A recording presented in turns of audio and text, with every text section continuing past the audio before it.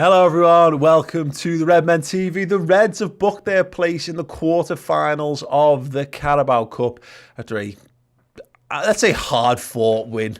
Yeah, let's go with that. A hard-fought win over Preston North End at Deepdale. Yeah, to book their place in what was, let's say, less than a thrilling game of football. Certainly by comparison to us smashing the Manx everywhere in their own backyard.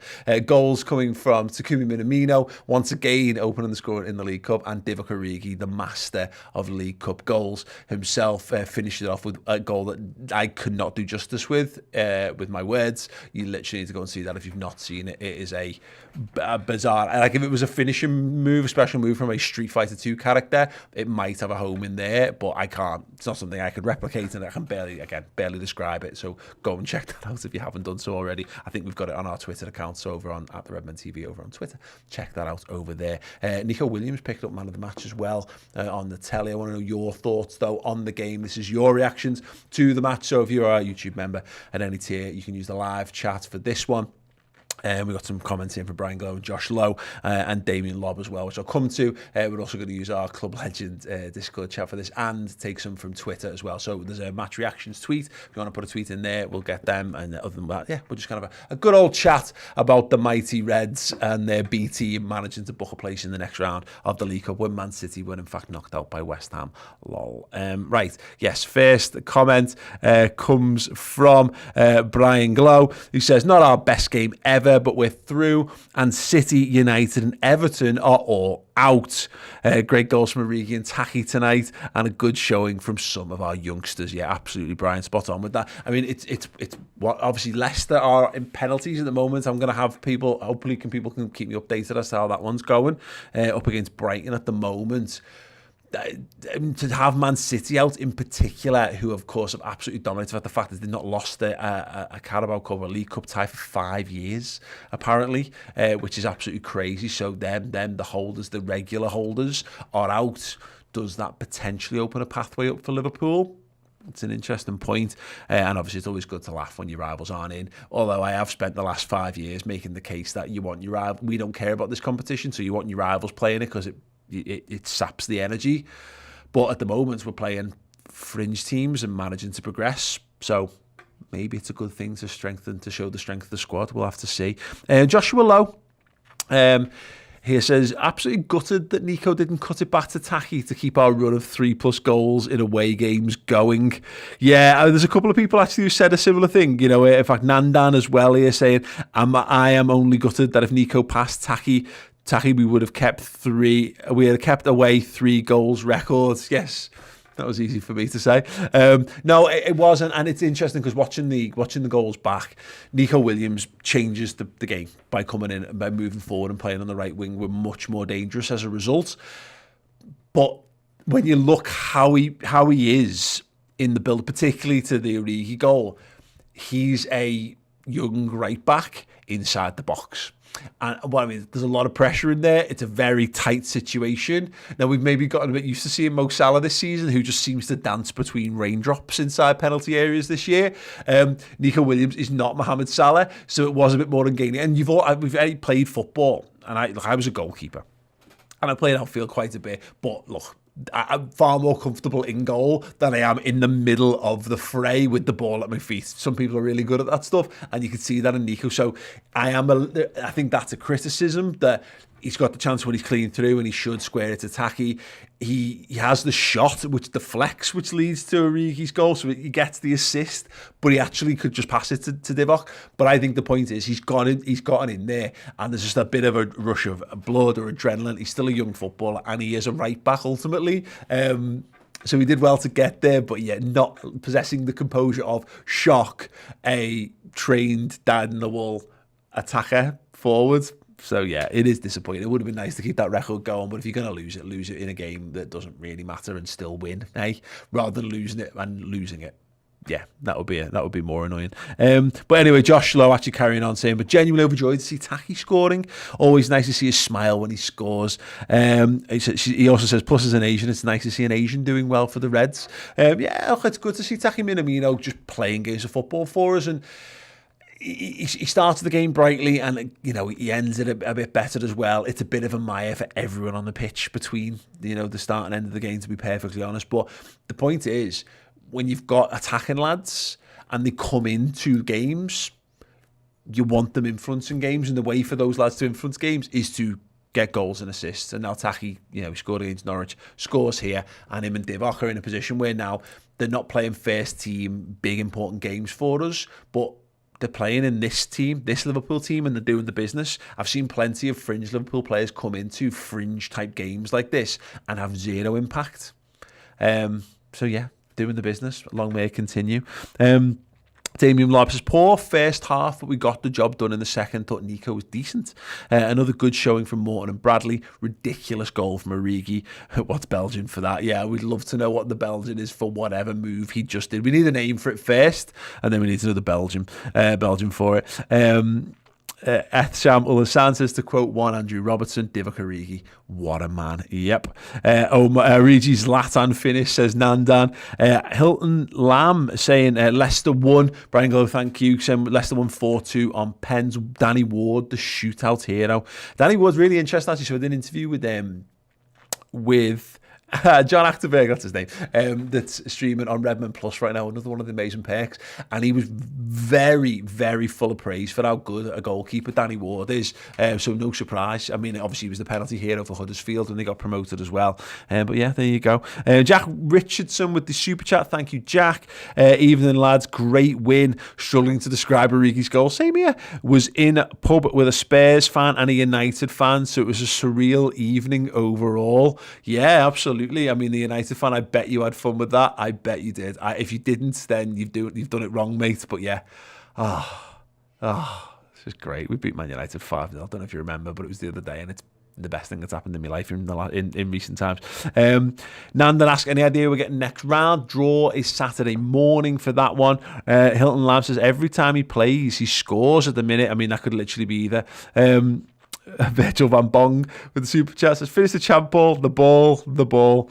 They hardly touch the ball. Yes, we're going to head over to Twitter in a moment to get some reactions to that once I remember to reopen the Twitter page, because for some reason I shut it down, which always adds a little bit of a moment or two to the production process. Yep, still going. Yes, got it. Great. Right, Craig Everton. At Craig Everton on Twitter says, job done, no injuries, players rested. Yeah, thank you so much, Craig, for that one. I mean, this is one of those situations where the League Cup's not a priority. It's not. It might become a priority later on in the season, and the only way that can happen is that if you're still in the competition, of course. I mean, I'm supposed to tell Nico Williams that it's not a priority. Man of the match, Nico Williams. But as far as what we're all looking at, and we're all looking to Brighton at the weekend, and then we're looking to Atletico in midweek after that, and then so on and so on. Champions League, continue to plug away, continue to stay undefeated, continue to win games. That's the focus, and given that we've had some injuries, being able to get through this game, which is, I'll be honest, is often just a bit of a distraction and an unwelcome one sometimes. We haven't lost any senior players. Matip got off 45 minutes to keep himself in the cycle, but was pre-planned substitution for Nat Phillips. So Nat Phillips, it was good. It wasn't a great watch, but in terms of what you need to progress in cup football if you want to win the cups. And, if you want to continue to do what you're doing in the league and the Champions League, then you need to have as many of your good players fit and available. And our fringe players got good run-outs, and our first team players didn't get injured. Absolutely laughing. Yeah, completely agree with Craig on that tweet there. Brilliant stuff. Rome Voice. Yeah, I agree with this one as well. A pre-season match feel to it. Still convinced Xavi watches videos of Morton. Such a neat, tidy player. Some showed rustiness, which is fair. Nico, boss game. Glad to see Nats as well. Yeah, absolutely. Yeah, it was just good. And Tyler Morton, we got to get some good comments around him all round. Another young lad holding his own in a Liverpool team at a good competitive level there. Yeah, absolutely exactly what you you want to see. Darren Crotty here says, just what we should expect. Same high work rate. Quality obviously not there as players not playing regular first team football. Clean sheet and a win against the team that were right up for it. One game closer to some silverware. Yep, absolutely. And Kazurais. Tyler Morton, remember the name, lads. We have found another gem from the academy. Taki and Divock keeping their run going in the competition, both showing Salah-like instincts. Everyone played their part. Midfield was brilliant. Huge shout out to Gomez, who played brilliantly. All good shouts. I did go with Gomez. Was fine. There was one moment we got himself in a bit of trouble. Didn't need defensively in the first half, giving the ball away. But I agree, Tyler Morton, nice and neat and tidy, good to see. Taki and Divock, again, playing in the front three and scoring in the front three. There's no more that you can ask. You can say, could they have contributed more? Well, again, Divock Origi doesn't fit our style of play, but he's at the club. And his job is to come in periodically and either fill a gap in the first team or lead the line in the fringe game and score. And he's done that. Boxing again, same for Taki. Those goal scoring instincts are important because if you're not going to have like a mass impact on the style of play, then at least add some stats, and the important stats, goal assists. So yeah, absolutely fair play to them. Yeah, brilliant to see them get on that. Some people ask, actually a good question to ask, who do you want in the next round draw? We've got our Club Legend Discord open here. Bouncer LFC 94 says, God, I hope we draw Sunderland. Castiet says, West Ham away, please. Our Bod, who's obviously a local down there, says, me too, from Sunderland. I hope it's just up the road. I might have a chance of going. Essence, we're 3 games away from a final. Scott T says, I'd prefer Sunderland so we can keep playing our kids. I think that's the case. Yeah, Bouncer again saying it's an easier draw, and that's who he wants. Yeah, it's, I think that's the ideal, right? Unless anyone's got any alternatives, please do let me know in the comments. Yeah, Nandan back over in the live chat here on YouTube. Ox performance was okay, but he should improve performance in order to get more first team. I agree. I thought he did. That was the bare minimum I think I expected from Ox in this game. He looked like he looked like what he is. He's an England international attacking midfielder. When he decided to back himself, he was better for it. And Curtis too, actually. When they just drove at men and dribbled, we looked a much better side for it. And the good thing is he did that in the second half much more. He had a bit of joy in the first half, much more joy in the second. So we'll remember that. So I think we'll come out with a generally positive, feeling towards Ox, which is cool. Which is absolutely cool, but he's stuck now because he needs games. But I don't know if he's going to get games in the first team, in the league and in the Champions League. So he might just need to wait his opportunity. But with the injuries he's had, it might not be before long, and that performance is not going to hurt him.